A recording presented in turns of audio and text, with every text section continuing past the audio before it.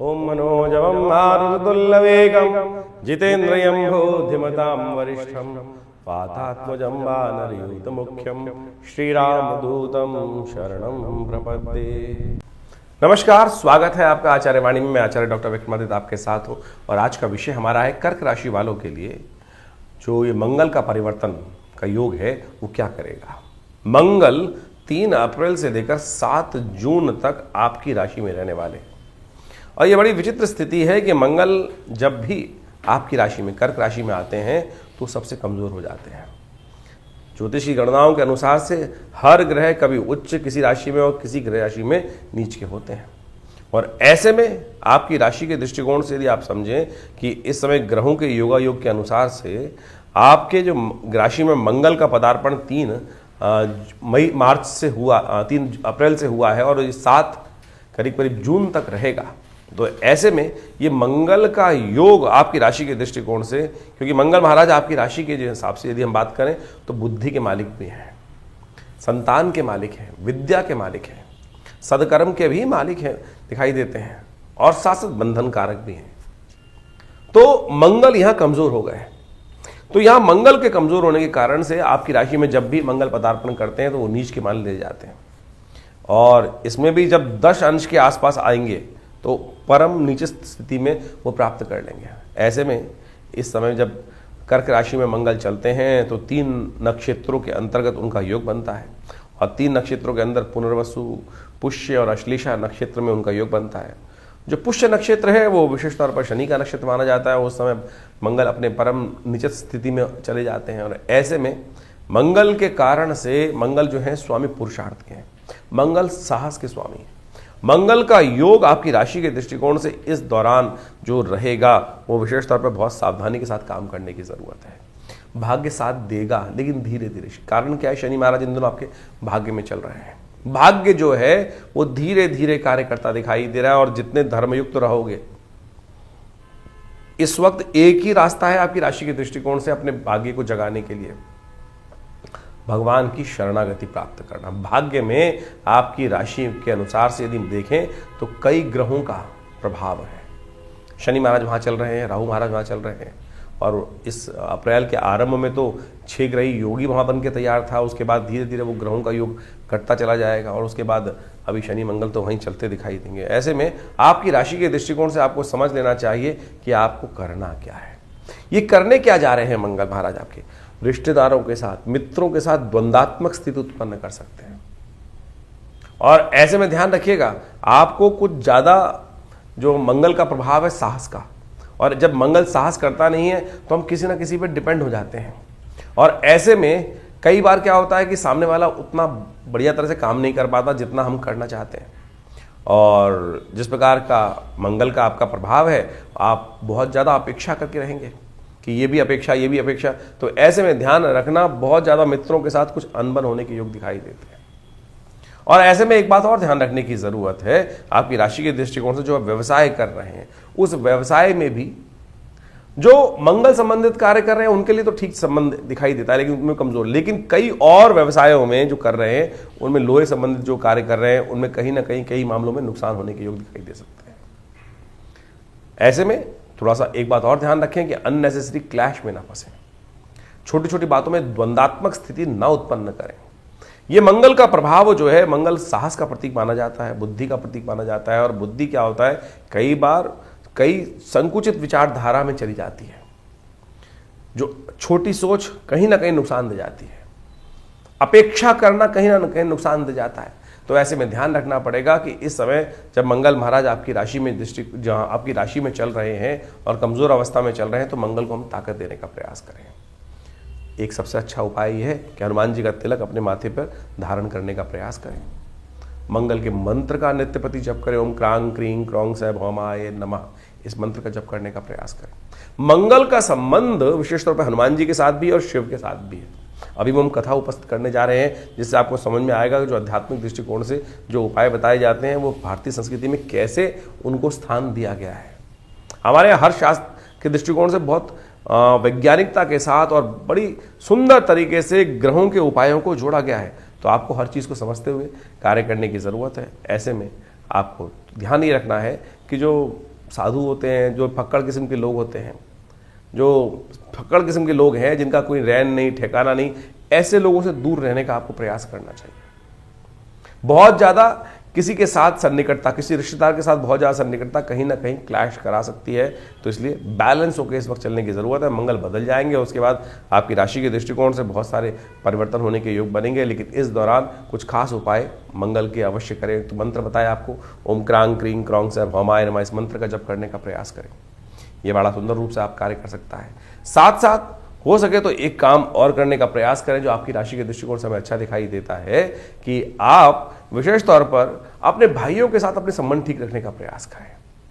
ये ग्रह ऐसे चल रहे हैं कि इस वक्त अननेसेसरी आपके रिश्तेदारों के साथ, भाइयों के साथ किसी ना किसी कारण से जो आपसे थोड़ा प्रेम करते हैं, वो अननेसेसरी वहां क्लैश होने के योग बन सकते हैं, संबंध खराब होने के योग बन सकते हैं। तो थोड़ा बैलेंस होकर चलने का प्रयास कीजिए, वो अच्छा रहेगा। और बेन तौर पर अपनी जन्मपत्री को समझते हुए कार्य करेंगे तो बहुत अच्छे से चीज़ों को बदलने के योग बना सकते हैं। ऐसे में भगवान शंकर का मंगलवार के दिन हो सके तो गुड़ से अभिषेक करने, गुड़ के जल से अभिषेक करने का प्रयास करें, मीठे जल से अभिषेक करने का प्रयास करें, यह आपके लिए अच्छा रहेगा। देखिए, उपाय बड़े सरल होने चाहिए। आमतौर पर समस्या क्या है कि कुछ लोग बहुत क्लिष्ट उपाय, बहुत महंगे उपाय बताने का प्रयास करते हैं। देखिए, शास्त्र में, अध्यात्म में, भारतीय संस्कृति में बड़ी सरलता से रास्ते बताए गए हैं। एक व्यक्ति एक किसी महात्मा के पास गया, उसको घर जाना था, बहुत समस्याएं चल रही थी। कथा को मैं छोटे रूप में समझाने का प्रयास करूंगा, बहुत लंबी कथा नहीं सुनाऊंगा, छोटे से सार रूप में समझने का प्रयास करें। बड़ी सरलता से उस कथा को यदि हम समझ लें तो जीवन के कष्टों को दूर कर सकते हैं। एक महात्मा के पास गया, महात्मा जी, जीवन में संकट है, रास्ते में जाना है मुझे, मेरा गाँव उस तरफ है और रास्ते में पानी चढ़ा हुआ है, नदी में पानी चढ़ा हुआ है और मैं पार नहीं कर सकता। बाबा ने कहा, आध्यात्मिक दृष्टिकोण, चिंता मत करो, मैं आपको एक उपाय बताता हूँ। एक बाबा जी ने एक कुछ मंत्र उसको लिखा और एक कागज के लिखकर भोजपत्र में उसको हाथ में दे दिया। बोलो, इसको अपने मुट्ठी में रख ले और जैसे जैसे बस केवल भगवान का स्मरण कर कर इसको लेके चलता चला जा, पानी तेरा हटता चला जाएगा। उसने उसको रास्ते में देखा तो वो चमत्कार था कि जहां जहां वो लेके जा रहा था वो पानी हटता चला जा रहा था और वो भागता चला जा रहा था। उत्कंठा हुई रास्ते में देखते देखते, कह रहे ऐसा क्या बाबा जी ने दे दिया है। उसने पर्ची खोली, उसमें राम नाम लिखा था। अरे, राम नाम लिखा है, इतना सा देखा और देखता क्या है कि वो पानी वापस उसकी तरफ भागता चला आ रहा है। भागा वापस, अरे डूब जाऊंगा, और महात्मा के पास वापस पहुंचा, महात्मा की शरणागति प्राप्त की। महाराज, आपने कहा था देखना, मैंने देख लिया।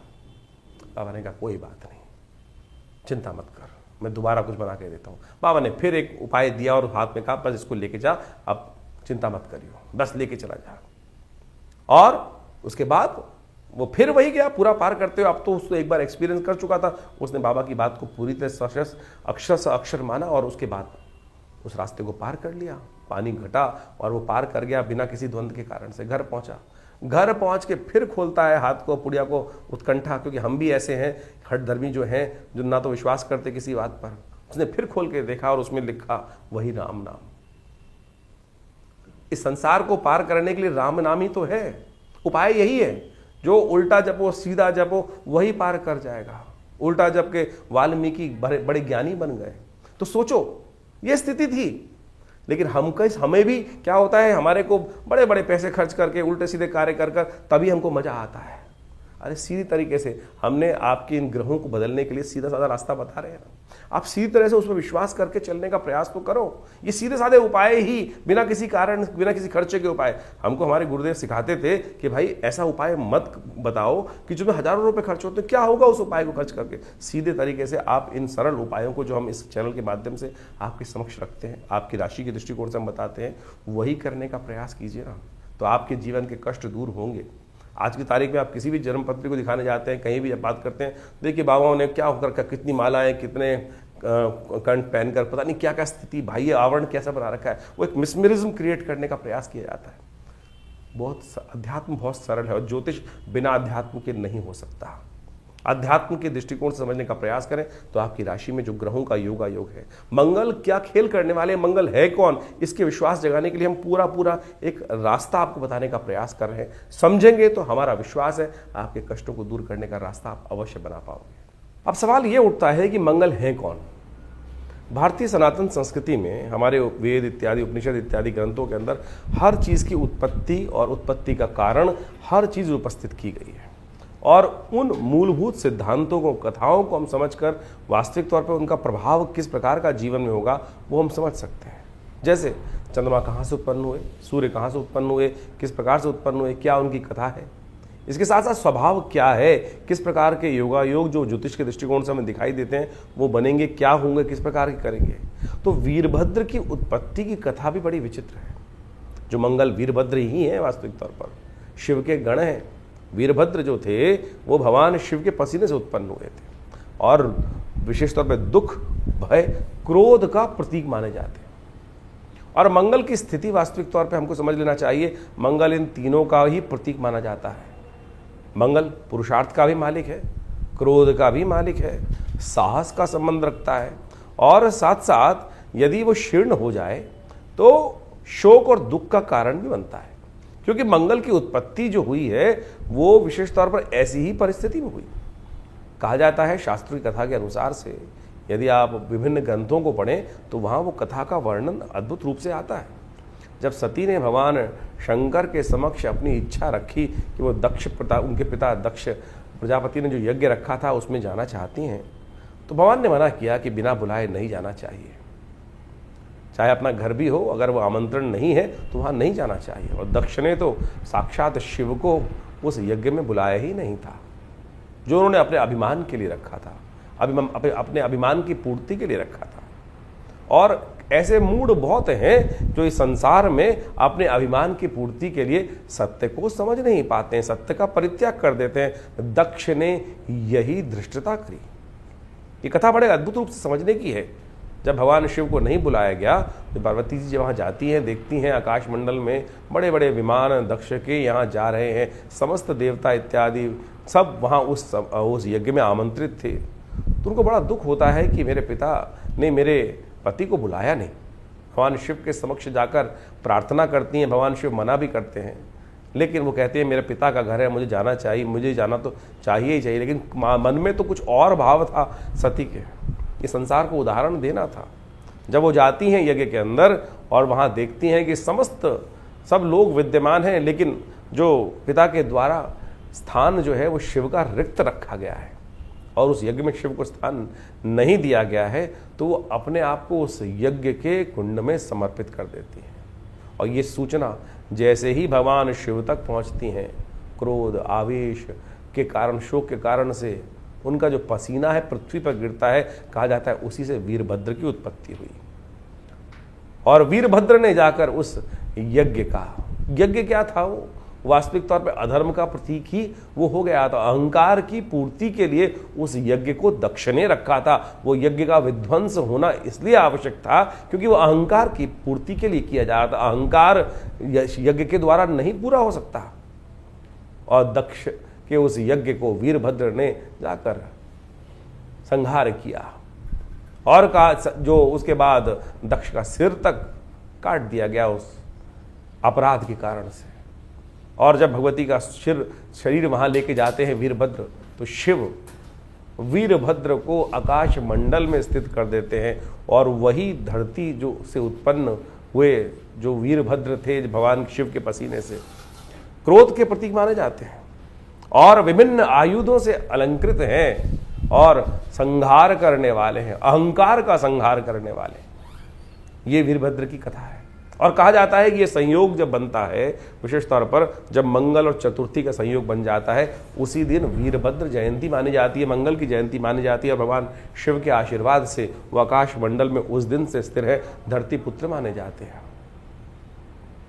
इनका एक गायत्री के रूप में भी मंत्र आता है, अंगारकाय विद्महे धरित्री पुत्राय धीमहि तन्नो भौमः प्रचोदयात्। इस प्रकार से उनकी गायत्री आती है और इसका स्तवन कर लेने से कहा जाता है कि मंगल के बहुत सारे दोष शांत हो जाते हैं। तो ये वीरभद्र जो हैं, जो वास्तविक तौर पर मंगल के रूप में आकाश मंडल में स्थित है, उनका स्वभाव आपने समझा। और इस वक्त जो ग्रहों का परिवर्तन का योग बना है, मंगल जो है कर्क राशि में जा रहे हैं। मंगल एक अग्नि तत्व की राशि के मालिक माने जाते हैं, और अग्नि तत्व की राशि के होते हुए वो जल तत्व की राशि में, कर्क राशि जल तत्व की राशि, जल तत्व के होते हुए जब अग्नि और विशेष तौर पे आप समझें कि जल तत्व के साथ जाके बैठेगी तो क्या होगा, वाष्पीकरण होगा, उड़ेगा, वो वाष्पीकरण होगा, मंगल निस्तेज हो जाएंगे, दुस्साहस करने के योग बन जाते हैं। विश्व में जब भी मंगल कर्क राशि में आते हैं, आप सत्य मान लें, जो दुस्साहस करने वाली प्रवृत्ति है संसार में बढ़ जाती है। और उन दिनों विशेष तौर पर यदि आप एनालाइज करके देखें, हमने इस बात को बहुत अच्छे से एनालाइज करके देखा, यहां तक कि जो गलत तरफ जाने का रुझान है वो बढ़ जाता है। और तो और दुस्साहस करते हुए लोग, कई बार ऐसा देखा जाता है कि विशेष तौर पर आत्मदाह करने वाली, आत्महत्या वाली बातें, जो मेंटली लोग थोड़े वीक होते हैं, ऐसी समस्याएं उस समय बढ़ जाती हैं। नशे की स्थितियां वाला काम बहुत ज्यादा बढ़ जाता है। मंगल जो है साहस का प्रतीक है, और जब मंगल साहस जब है वो निस्तेज, कर्क राशि में जाके वो निस्तेज हो जाते हैं, नीच के बोले जाते हैं, और ऐसे में वो 3 नक्षत्रों को पार करते हैं। 3 नक्षत्रों की स्थिति में जाते हैं, पुनर्वसु, पुष्य और अश्लेषा। पुनर्वसु के अंतिम चरण में, और पुष्य नक्षत्र जो शनि का नक्षत्र है वो इसलिए भयावह माना जाता है, मंगल को सबसे कमजोर माना जाता है। एक तो वो शनि के नक्षत्र में चले जाते हैं, पुष्य के चारों चरण उसी में पार करते हैं। उसके बाद अश्लेषा नक्षत्र में भी वो विहार करते हैं। तो ये जो नक्षत्र हैं, इनमें सबसे भयावह स्थिति मंगल की तब होती है जब वो पुष्य नक्षत्र में जाते हैं। ऐसे में मंगल को शांत करने के लिए अनेक उपाय शास्त्र में वर्णित हैं, और उन सब उपायों को कर आप अपने कष्टों को दूर करने के सुंदर योग बना सकते हैं। जो हमने आपको उपाय बताए भी बहुत सारे, उसके अंतर्गत यदि एक और श्रेष्ठ उपाय आप करने का प्रयास करें, शिव ही तो मंगल हैं, शिव के गण ही तो वो वीरभद्र थे, और वही तो शिव से ही तो वास्तविक तौर पर उनका शिव की आराधना कर यदि मंगलवार के मंगलवार गुड़ के जल से, मीठे जल से या गन्ने के रस से भगवान शिव का अभिषेक कर लिया जाए, ओम नमः शिवाय इस मंत्र का स्तवन करते हुए, मंगल की गायत्री का पाठ करते हुए, तो कहा जाता है कि मंगल के बहुत सारे नेगेटिव प्रभाव दूर होने के रास्ते आपको प्राप्त होंगे। तो ये बात आपको सैद्धांतिक तौर पे समझते हुए कार्य करने का प्रयास करना चाहिए। इससे आपके जीवन के बहुत सारे कष्टों को दूर करने का रास्ता आपको प्राप्त होगा, ग्रह नक्षत्रों में परिवर्तन का रास्ता आपको प्राप्त होगा। इसके साथ साथ